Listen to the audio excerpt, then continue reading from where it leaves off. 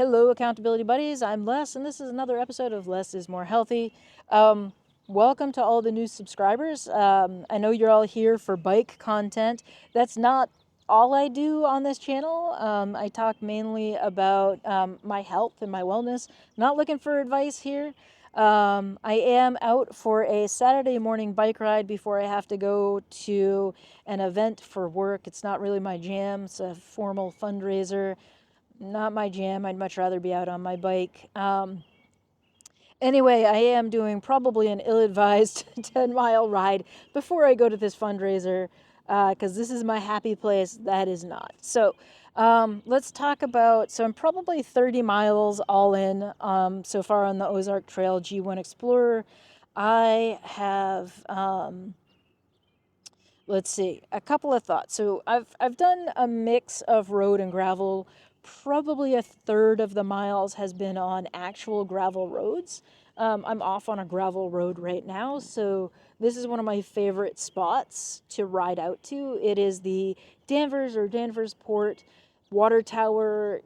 I get to it through riding through my city and then taking an access road up into this little neighborhood, then taking the gravel road out to it. It's a great spot to ride out to and then, like have your lunch here, make a cup of coffee. I usually do a coffee outside here. No coffee making supplies with me today because I haven't put my rack on my bike, so I can't put my panniers on this bike yet. That's going to be one of my next upgrades is putting the bike rack on this bike. Having my panniers with me just really makes it easier for me to get all of my camera supplies and art supplies on the bike. That way I just put one or two panniers on it and I don't have to worry about the front bag. I like panniers. I know panniers are sort of out of style now. I don't really care. I like how panniers work. I like the balance of them on the back of the bike. I am interested in seeing with the access or the attachment points on the front end of this bike, putting a rack on the front of the bike. I've used bike baskets before, and I do like a bike basket. So we'll see what happens with the front. I found a couple of side mount racks for bike packing on AliExpress, and I'm probably going to order those at some point just to have a mounting, easy mount for the front of this bike, and just so I can test it out too. It's not a high expense upgrade for this bike to put those mounts, those racks on the sides. All right, let's talk about the bike itself. The ride, actually, so I did get, my new saddle came in. It's great. It's women's specific.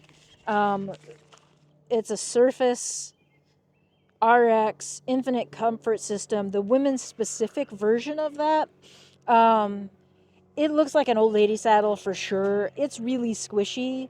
There's nothing that looks aero about this, but it is so comfortable. So I'm not stressing over the looks of the saddle much. And I'm not far from the airport right now, so we get a lot of small aircraft overhead out here.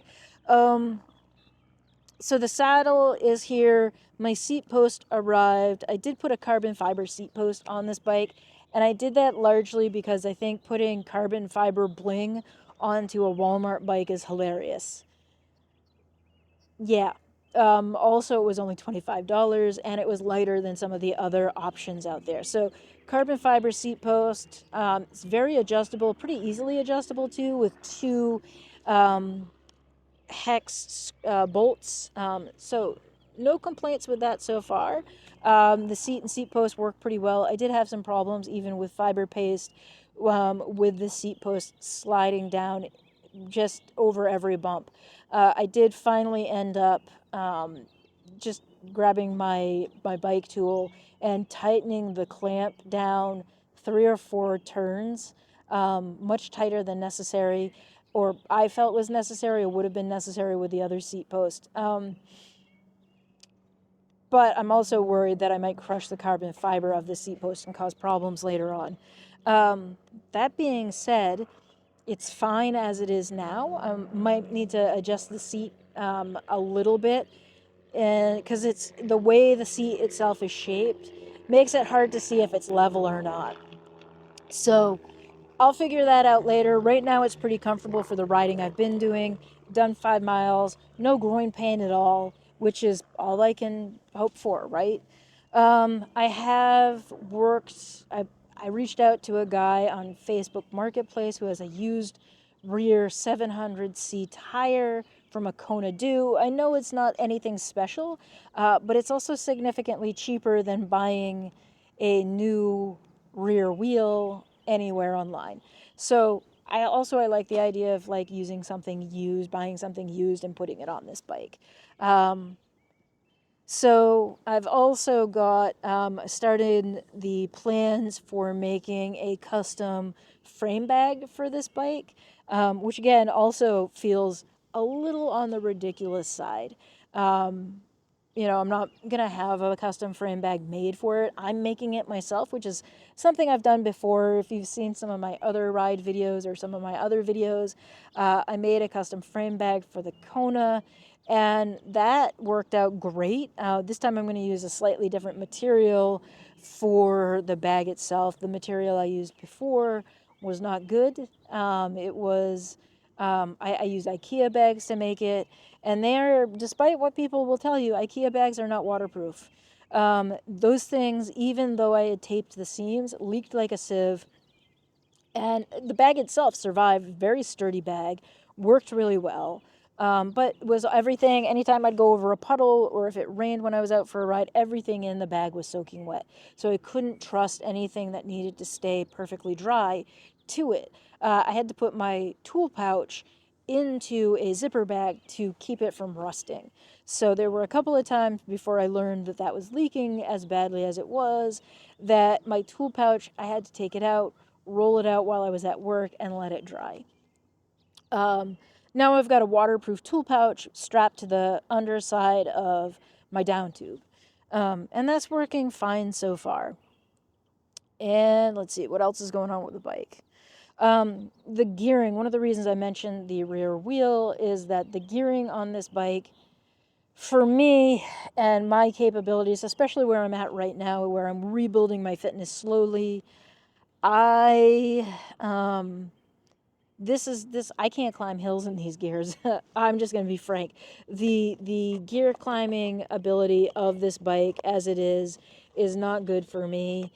It doesn't have the wide range or wide enough range as it is stock for me to climb gears. So what I'm looking at is, like I said, I have a used wheel that I'm hoping to put onto this bike. I think I'm getting a pretty good deal on it. It's the same, I looked it up, the brand and everything. It's the same width, so it's a 135. Comes with the disc brake. So I think once I get that, I can slap a 10-speed cassette onto the back end of it, and I will then have to look at upgrading the rest of the drivetrain. I might start with just like a 7 or a 9-speed cassette. But even if I do that, then I'm going to have to upgrade the L2 shifters here. And also the derailleur in the back. I do have the old derailleur, the Sensa derailleur. I've been looking at new drivetrains for this bike. The Sensa derailleur and Empire, the Sensa Empire derailleur system and grifters will work really well.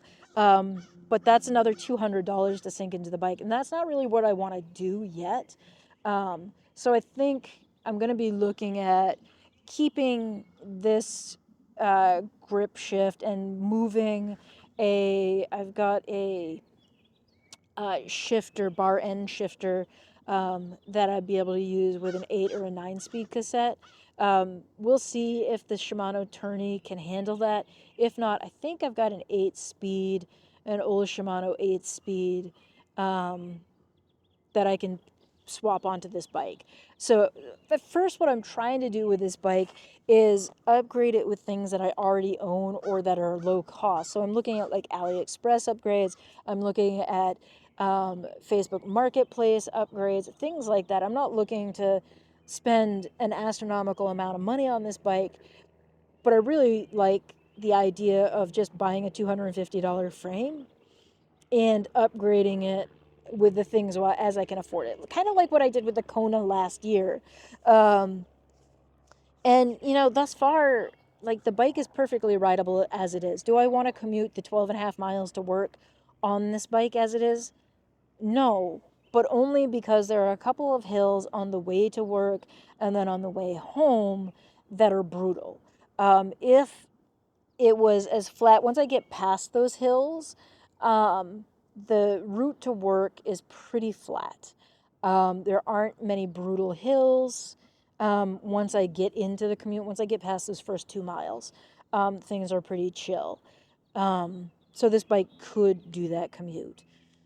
I like this bike. I've probably got 30 miles on it altogether. I like this bike as it is, and it does a great job on the road, and it does a pretty serviceable job off road as well on those gravel trails.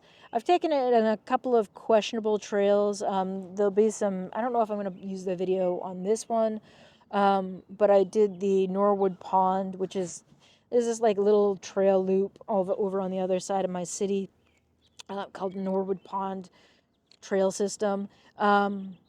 And that little loop had some questionable spots that are really single track for a mountain bike, great for hiking, but were questionable on this bike.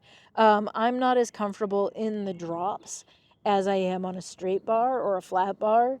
I got much more comfortable on the corner bar last year. I do think I'm going to end up swapping this bar out eventually. But overall, the bike is serviceable as it is, and it's a good bike. I think if you are interested in learning how to wrench on a bike, if you want to like learn some mechanic skills, I think this is a good bike. This is a good platform for that. And I think in some senses it's better than a used bike off of like Facebook Marketplace, because one of the things like that I came into last year with the Kona, and maybe this is a whole separate episode, is that an old bike has seized parts. An old bike has parts that are harder to take apart or need specialized tools. So that is something to think about, like in terms of like this bike. This bike, you could probably do what I did last year and just buy a generic toolkit off of Amazon, and you could fully disassemble this bike with that generic toolkit and not need to worry about buying specialist tools.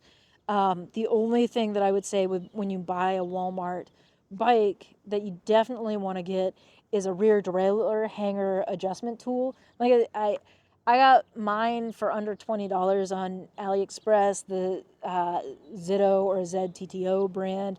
I'm gonna call it Zitto brand because that's what I like to call it. The Zitto brand rear derailleur hanger adjustment tool is really easy to use.